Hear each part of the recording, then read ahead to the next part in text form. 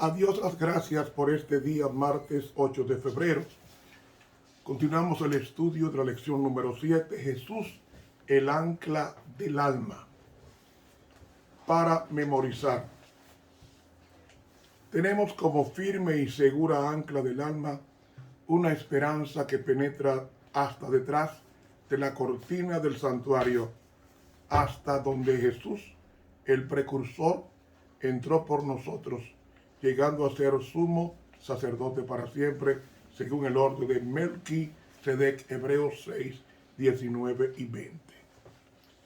Cariñoso Padre que estás en los cielos, tu permanente intercesión por nosotros ha hecho posible que estemos vivos hoy, y por tu gracia recibimos de ti toda tu bendición.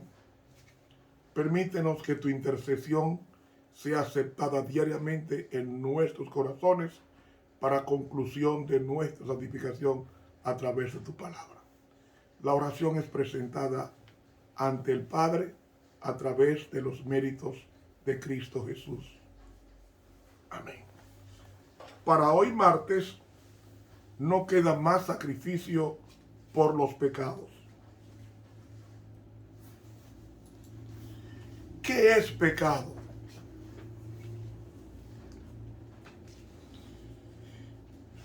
Pecado, según la primera epístola del apóstol Juan, en el capítulo 3 y el versículo 4 nos dice: cualquiera que hace pecado traspasa también la ley, pues el pecado es transgresión de la ley.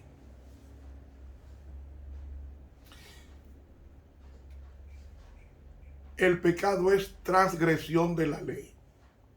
La palabra que usa ahí como transgresión es el vocablo griego anomía, un vocablo compuesto del prefijo a, que es contra, y nomos en el griego, que significa ley. El pecado no es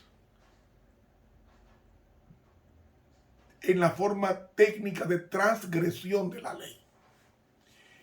La construcción del griego es esta. El pecado es usted tomar un garrote, un martillo grande, y entrarle a golpe a la pared hasta destruirla, o con la intención de destruirla. Eso es pecado. O sea, pecado no es una comisión de algo. El pecado es un desafío a la existencia de Dios. El pecado es la intención de destruir a Dios. ¿Cómo así? Si el pecado es transgresión, o más que transgresión de la ley de Dios, es hacerle un hoyo a la ley. Por eso se llama a este pueblo reparador de portillos, restaurador de calzadas para habitar en Isaías 58. ¿Qué es un portillo? El portillo es el hoyo que se le hacía antiguamente a las ciudades amuralladas para poder penetrar por ellas y tomar la ciudad. Se hacía un hoyo a base de golpes con un cincel, un martillo o un garrote, y se golpeaba tenazmente la pared hasta hacerle el hoyo. Por ese hoyo entraban las tropas y ocupaban la ciudad amurallada.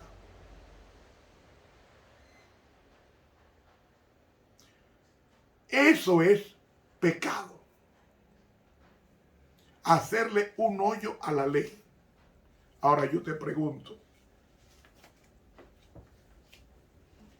¿qué hemos dicho en lecciones anteriores? Que Cristo es la personificación de la ley.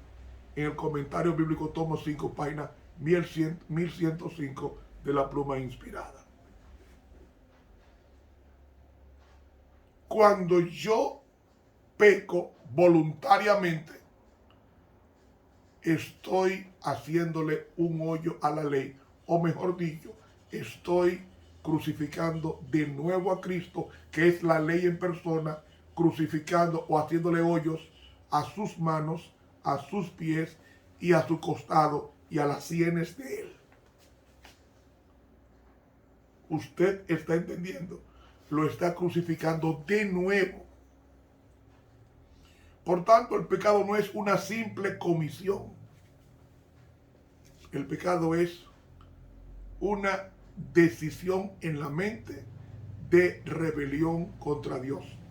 Y el pecado es un atentado al gobierno de Dios.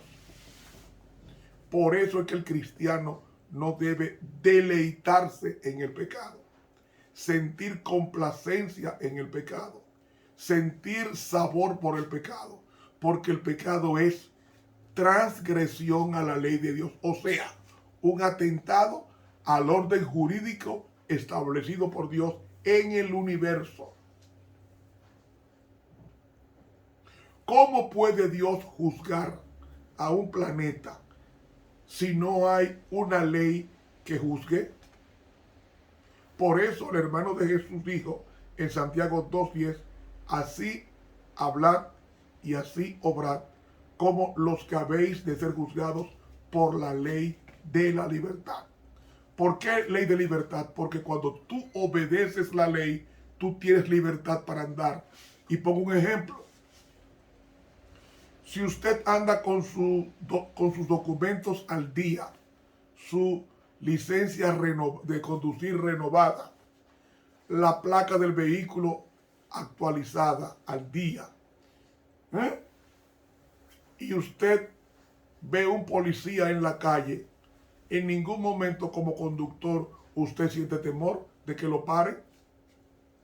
En ningún momento, a menos que usted viole la ley del tránsito expresada en un semáforo. Cuando usted, un policía de tránsito, lo manda a parar, usted se para y él le va a pedir los documentos. Y si sus documentos están al día, no hay ningún problema porque usted está andando en la ley de libertad. Está al día, está cumpliendo. Pues el pecado es eso, incidentar ese orden establecido por Dios. ¿Cuál es el orden establecido por Dios? No puedes cruzar la calle con el semáforo en rojo. Si lo cruzo y el semáforo es siempre grande, la luz siempre es grande para evitar la infracción. ¿Qué pasa con el infractor? El policía de tránsito le pone una multa. Y si reincide en la violación de esa ley de tránsito, le pone una pena mayor. Y llega un momento, como pasa en Estados Unidos, que le ponen puntos a la licencia y cuando supera las infracciones, le quitan la licencia de conductor. Por eso es que la ley es la ley de la libertad, porque cuando tú la obedeces, tú no tienes problemas. Entonces, el pecado es amartía.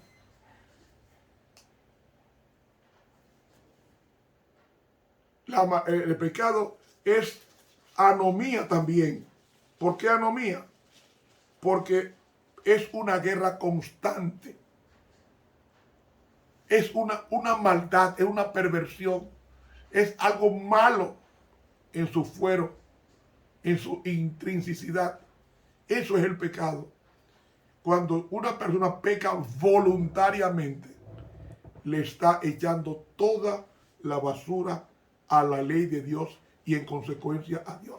Por eso es que el pecado es lo que Dios más odia, porque es una rebelión a su existencia como Dios, a su gobierno establecido por leyes y al orden establecido en todo el universo. ¿Por qué los planetas no chocan? ¿Por qué las galaxias que viven en constante movimiento no chocan? Porque están sujetas a leyes. ¿Por qué la luna no se desquicia y choca con el planeta Tierra? O el sol, que está a 8 minutos de distancia en la iluminación. Porque todos estos astros están sometidos a leyes. Incluso la misma ingesta de alimentos es basado en leyes para que nosotros seamos nutridos. O sea, el cuerpo es una maquinaria sometida a leyes. Y la comida es asimilada y finalmente desasimilada, distribuyendo en todo el cuerpo las proteínas, los minerales y las vitaminas. Esas son leyes que nos mantienen vivos.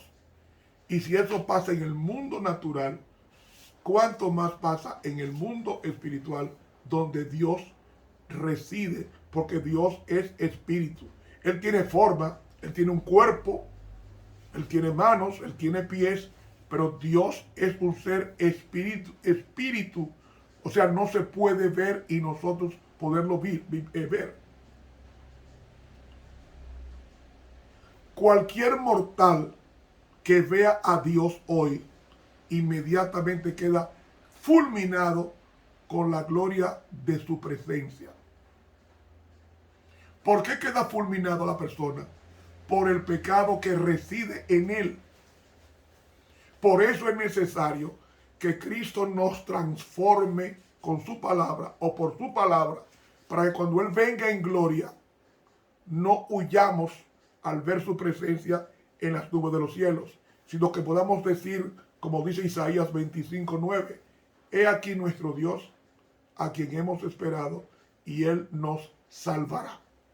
He aquí nuestro Dios, a quien hemos esperado, nos gozaremos y nos alegraremos en su salvación. Oiga, la segunda venida de Cristo va a producir un gozo en las personas obedientes a su santa ley. ¿Usted está entendiendo? La obediencia a la palabra de Dios produce gozo, que es uno de los 9 frutos del Espíritu Santo. De ahí que la persona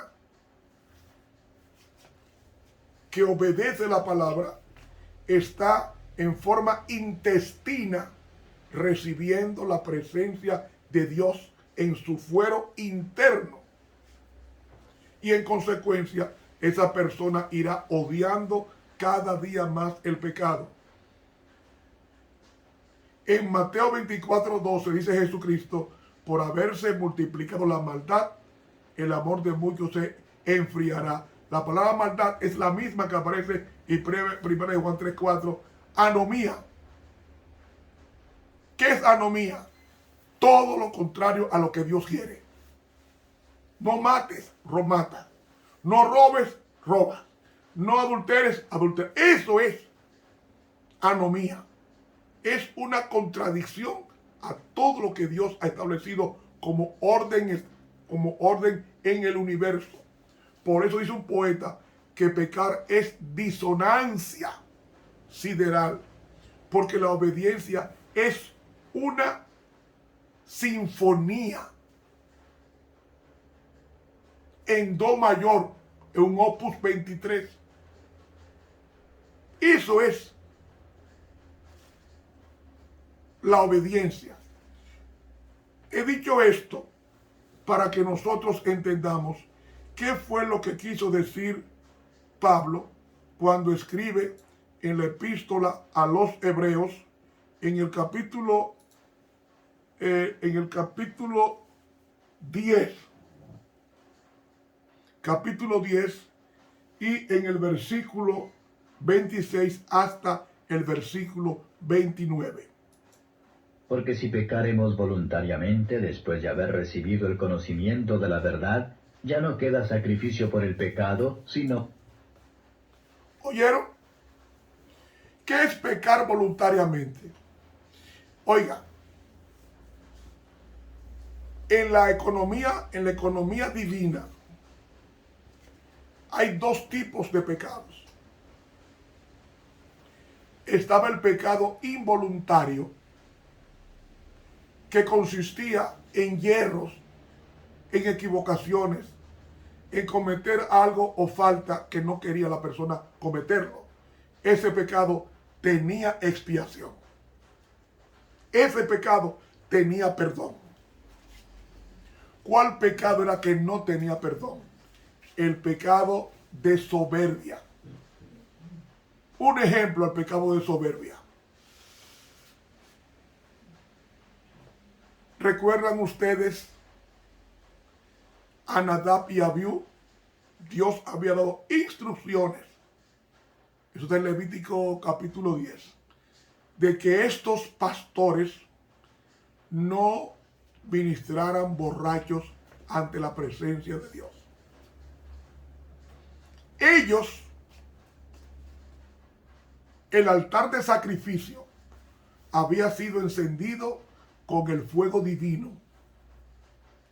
y toda ocasión de incensar, de llevar incienso al primer departamento del santuario llamado lugar santo, tenía que ser tomado el fuego de ese.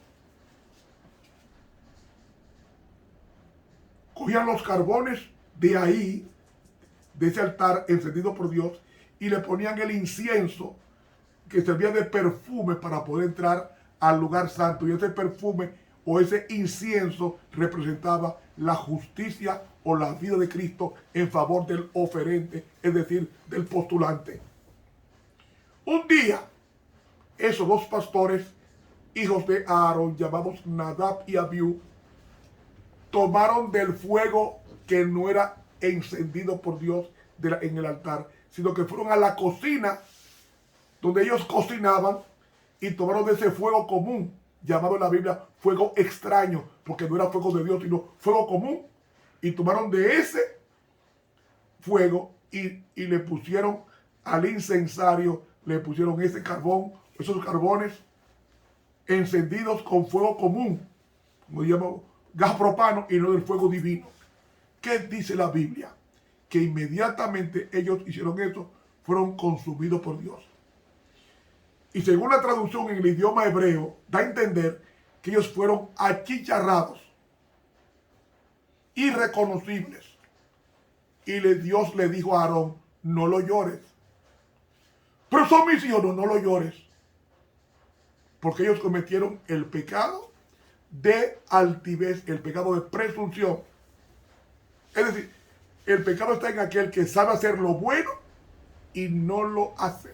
En otras palabras, ese pecado de presunción, no había un cordero para expiar o pagar por la persona que lo había cometido. ¿Cuál otro pecado de ejemplo es de presunción? El que cometieron Coré, Datán y Abirán. Se rebelaron contra Dios de tal manera y contra la autoridad divina en Moisés, que lo enfrentaron y que le querían darle un golpe de estado. Y aunque fueron llamados a reconocer su pecado, ellos se envalentonaron y dijeron que no, que si Dios hablaba a través de Moisés, también estaba hablando a través de ellos. Y sabemos las consecuencias. Dios, la tierra se abrió y se los comió a todos, los tragó a todos, porque era un pecado que no tenía expiación, porque era un pecado de soberbia. Ese es el pecado que está hablando aquí, Hebreos 10 del 26 al 29. Ese es el pecado que no tiene perdón. ¿Cuál es el pecado que no tiene perdón? El pecado de la persona no querer ser perdonada. Y cuando no quiere ser perdonada, cuando hace por encima de la cabeza de Dios lo que él quiere y no lo que Dios dice. Ese es el pecado de soberbia. Ese es el pecado que no tiene perdón, que llamaríamos entonces el pecado imperdonable. ¿Por qué es imperdonable? Porque la persona no quiere ser perdonada. Y ¿saben una cosa? El perdón no es un acto legal. El perdón es una persona. Cristo es la persona perdón. Y cuando la persona rechaza el perdón, está rechazando a la persona, que es Cristo. Y en consecuencia, el lugar que debe ocupar Cristo lo ocupa la soberbia, que es Satanás, en forma espiritual negativo en la persona. Después de haber recibido el conocimiento de la verdad, ya no queda sacrificio por el pecado, sino una horrenda esperanza de juicio y hervor de fuego que ha de devorar a los adversarios. Es decir, esas personas que he mencionado, Coré, Datán, Abirán, Nadab y Abiú, están muertos. Y lo que le espera a ellos por su pecado de soberbia es el juicio retributivo, el juicio final, cuando ha de descender fuego del cielo y consumir a todos los que cometieron el pecado imperdonable. El que menospreciare la ley de Moisés, por el testimonio de 2 o de 3 testigos, muere sin ninguna misericordia. Es decir, lo que está diciendo aquí es que en la ley de Moisés se establecía que si una persona violaba la ley de Dios, los 10 mandamientos, se necesitaban 2 o 3 testigos para ser consumada la retribución. Entonces yo pregunto, ¿cuáles son las 2 o 3 personas que va a usar Dios como testigos para destruir al impenitente? Oh, mis hermanos, y los ángeles, todo el universo tiene la vista puesta en este planeta. Todo el universo tiene la vista en este planeta, comenzando con los ángeles, porque ellos son los informantes, porque Dios no puede destruir un planeta sin antes saber y sin tener testigos de que la ejecución del juicio retributivo es contra el impenitente si no hay evidencia. Es decir, en el término jurídico, un juez no puede sentenciar a un reo, a un culpable, si no hay evidencia. Entonces, las evidencias que tiene Dios para destruir al impío son los actos negativos o malos que comete en su diario vivir. Y llega un momento que la persona comete el pecado imperdonable. El pecado de no querer saber de Dios, ni que le hablen de Dios, y lo combate como un enemigo, como dice el siguiente versículo. ¿Cuánto pensáis que será más digno de mayor castigo el que hollare al Hijo de Dios y tuviere por inmunda la sangre del testamento en la cual fue santificado, e hiciere afrenta al Espíritu de gracia? Explicando de otras maneras, cuando nosotros nos negamos a rajatabla a aceptar el perdón de Dios, estamos condicionando o preparando el terreno para nunca más Dios tocar tu corazón al arrepentimiento. Lo único que nos hace sentir culpables es el Espíritu Santo. Y dice aquí que el que hollare, que significa despreciar, es como usted coger la Biblia y comenzar a pisotearla y romperla y desgarrarla o despedazarla, escupirla, maldecirla y decir, este libro yo no lo quiero ni en mi casa, ni que nadie me hable de él. Eso es la antesala del pecado imperdonable. Y ese pecado imperdonable comienza lentamente con esto. Primero, tú dejas de orar. Segundo, tú dejas de leer la Biblia. Tercero, tú dejas de ir a la iglesia. Cuarto, tú te alejas de la iglesia y comienzas a visitar otros lugares negativos, de positivos negativos. Y sigue haciendo las cosas malas. Está preparando el terreno para cometer el que en un momento ya tú no sientas no sientes en tu corazón el llamado a cambiar y tú persistas en el mal y el mal se encallece, se endurece y aunque le peguen fuego al callo, el callo no siente el calor porque está cauterizado. Ese es el peligro del pecado imperdonable.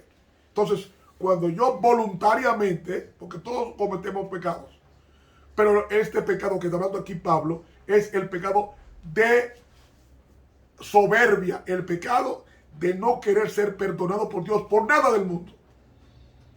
Ese es el pecado que no hay expiación en el santuario. Y yo te lo digo, hay que tener cuidado con no jugar con el pecado para que no nos pase como aquel hombre que tiene una mascota en su casa, una serpiente venenosa, pero tenía en su casa un frasco de un antídoto al veneno en caso de que la serpiente lo mordiera. El inyectarse inmediatamente el veneno, el antídoto para evitar morir. Un día, su serpiente que tenía en su casa, la serpiente lo mordió, venenosa. Y él, nervioso, inmediatamente va a donde tenía guardado el antídoto. Y sorpresa, cuando toma el antídoto en la mano, estaba en una ampollita de cristal, estaba tan nervioso que se cae al suelo y se rompe el antídoto.